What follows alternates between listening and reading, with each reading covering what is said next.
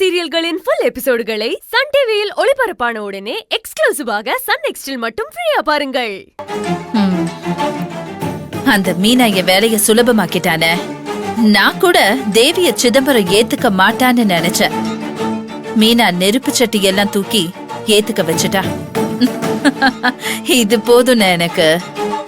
இனிமே நான் நினைச்சதை என்னால சாதிக்க முடியும். இத பாருமா, இருந்தாலும் நீ தேவிய ரொம்ப நம்புறமா. அவ அந்த வீட்டு பொண்ணுமா, பெத்தவங்களை நமக்காக எதிர்ப்பாளா என்ன? ஏன் எதுக்க மாட்டா?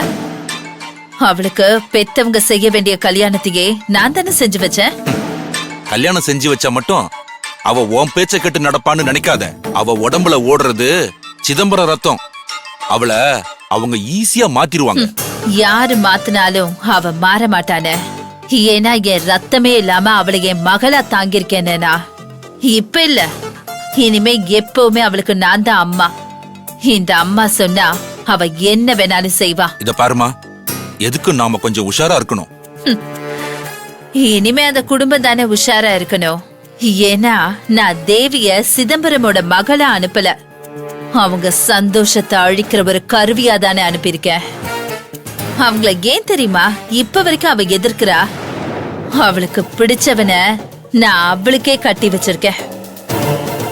ஆனா இப்ப கூட அந்த சிதம்பரமும் சத்தியமூர்த்தியும் அவங்கள பிரிச்சுதான் கூட்டிட்டு போயிருக்காங்க. பிரிச்சுட்டாங்களா? ஆமாண்ணே.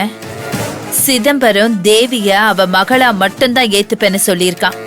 சத்தியமூர்த்தியும் கணேஷ் அவன் மகனா மட்டும்தான் ஏத்துப்பேன்னு சொல்லியிருக்கான். யாரும் மருமகளாவோ மருமகனாவோ ஏத்துக்கல. இவங்க எப்படிமா ஒத்துக்கிட்டாங்க? இவங்களும் ஒத்துக்கலன்னு. ஆனா அவங்கள அந்த வீட்டுக்கு அனுப்ப இதை விட நல்ல சந்தர்ப்பம் நமக்கு கிடைக்காதுன்னு ஒத்துக்க வச்சுட்டேன். அப்போ அந்த வீட்ல இனிமே சரவெடிதான்.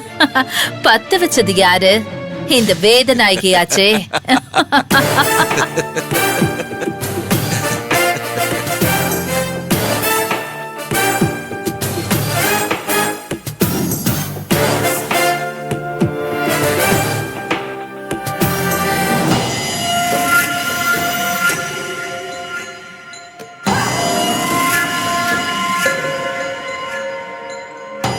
என்னன்னு கேளுமா.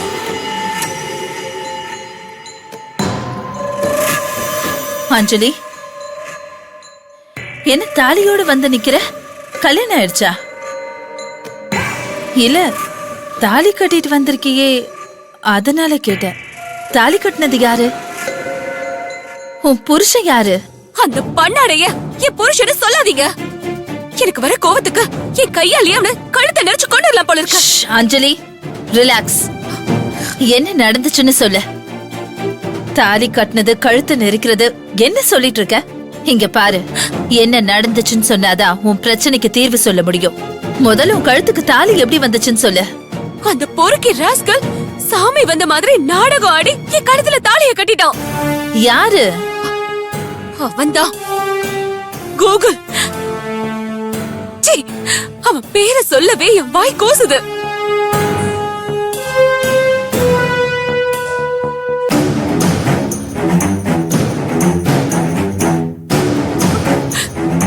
எப்ப கட்டினா? இப்பதான் கொஞ்ச நேரத்துக்கு முன்னாடி. இப்ப வரைக்கும் நானும் உன் கூட கோவில்ல தானே இருந்தேன். நீங்க இப்படி வந்தீங்க, நாங்களும் கிளம்பலான்னு பார்த்தப்போ அவனுக்கு சாமி வந்து ஆடுனான். எல்லாரும் அவனை கையெடுத்து கும்பிட்டாங்க. அவனை பத்தி அவனை ஏதோ பேசினான். அதெல்லாம் எனக்கு காமெடியா தெரிஞ்சது. நானும் கொஞ்ச நேரத்துல சாமி ஆடி முடிச்சிருவான் வீட்டுக்கு போலான்னு இருந்தேன். அவன் அப்படி சாமி அடிக்கிட்டே வந்து என் கழுத்துல தாலியை கட்டிட்டான்.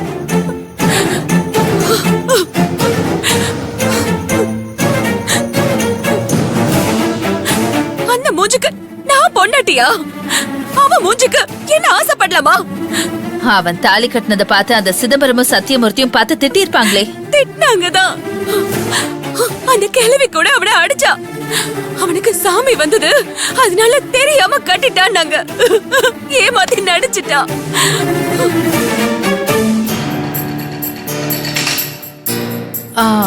சரி அஞ்சலி, அடுத்து என்ன செய்ய போற?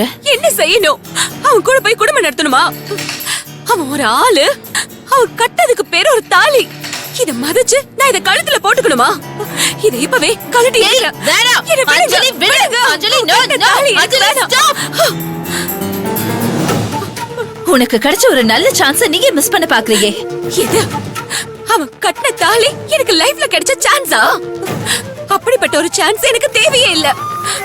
அவனை போலீஸ்ல புடிச்சு கொடுத்து எனக்கு தாலி கட்டின கைய ஒடிக்க வைக்கல நான் அஞ்சலியே இல்ல. இந்த தாலி என் கழுத்துல எனக்கு அப்படியே கம்பளி பூச்சி ஊறுற மாதிரி இருக்கு. அஞ்சலி, ப்ளீஸ் நான் சொல்றத கேளு. நீங்க என்ன சொன்னாலும் நான் கேக்குறேன். ஆனா இந்த தாலிய கழட்டிட்டு அதுக்கப்புறமா நான் கேக்குறேன். அஞ்சலி, நீ படிச்சவ தானே? அறிவில்ல உனக்கு? அறிவு இருக்கிறதுனாலதான் அந்த முட்டா பைய கட்ட தாலிய வேணான்னு சொல்றேன். நீ இத தாலியா பாக்குற, நான் இத அந்த குடும்பத்தோட சுருக்கு கயிறா பாக்குறேன். தெரிஞ்சோ தெரியாமலோ அந்த பையன் நீ யாருன்னு தெரியாம உனக்கு தாலி கட்டிட்டான். உனக்கு சான்ஸ்ன்னு சொன்னது அவன் இல்ல, உனக்கு அங்க கிடைக்க போற உரிமை. நீ யாரு? ஒரு அட்வொகேட். ஆனா இப்ப அந்த வீட்டோட மருமக. மீனாவுக்கு இருக்கிற அதே உரிமை உனக்கும் இருக்கு. இப்ப நீ சொன்னா அந்த குடும்பமே பூம்பு மாடு மாதிரி தலையாட்டும். ஆட்டலனா ஆட்டி வை. அது மட்டும் இல்லாம நீ அந்த நாட்டாமக்காரமாவோட மருமக.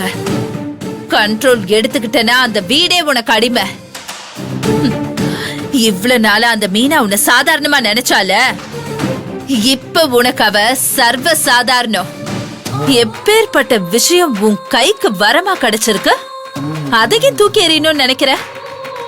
உன் தங்கச்சியோட நிலைமைக்கு பழி வாங்குறதுக்கு இதுதான் சரியான சந்தர்ப்பம். அப்போ இந்த தாலி என்ன பண்றது? நீ நினைச்சத சாதிக்கிற வரைக்கும் அது உன் கழுத்திலேயே இருக்கட்டும். அதுக்கப்புறம் உன் இஷ்டம். இப்போ நீ அந்த வீட்ல என்ன பண்ண போறியோன்னு எல்லாரும் பயந்துட்டு இருப்பாங்க. போய் உன் வேலைய ஆரம்பி.